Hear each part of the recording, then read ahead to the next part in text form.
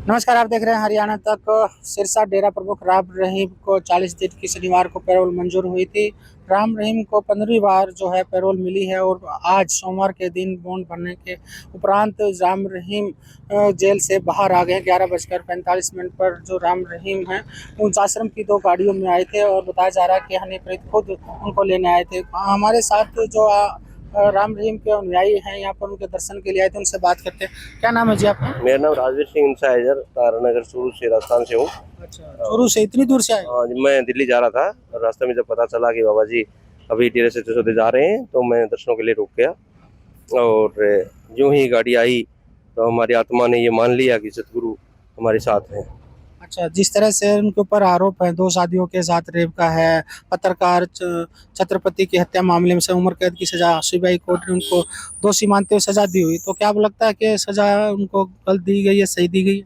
Sir, डेरे सच्चे सौदे के जो संस्थापक थे उन्होंने से लेकर के आज तक डेरे सच्चे सौदे में किसी प्रकार के कोई जीवों को भी नहीं सताया गया। तो इस प्रकार की गलत हरकतें करना, तो वहाँ हमें मानवता भलाई के कार्य करने की शिक्षा दी जाती है। और हमारे को जब सतगुरु जी नाम गुरु मंत्र देते हैं उस टाइम भी हमसे ये 3 वादे लेते हैं, जिसमें ये बुराई का कार्य, दारू नहीं पीना, मांस अंडा नहीं खाना और पर स्त्री पर पुरुष का परहेज रखते हैं, जिसमें कि अब के बराबर के बहन भाई माने और बड़े को माँ बाप के समान, छोटों को बेटी बेटी के बराबर माने। तो इस प्रकार के कार्य जो लांछन लगाया गया है वो बिल्कुल बेबुनियाद है, क्योंकि सतगुरु हमें ऐसी शिक्षा देते हैं कि ऐसा कुछ नहीं करना, तो वो खुद तो करने की बात ही बहुत दूर रही।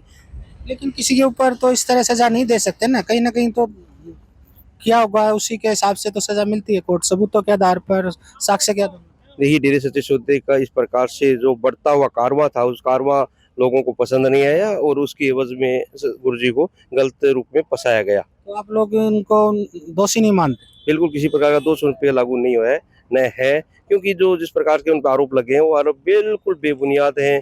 चाहे वो साध्वी उन प्रकरण का है जिसमें कि उनकी जो फाइल है उसमें 164 के बयान भी नहीं है, उसके बावजूद भी उसको इन्होंने कंसिडर कर लिया।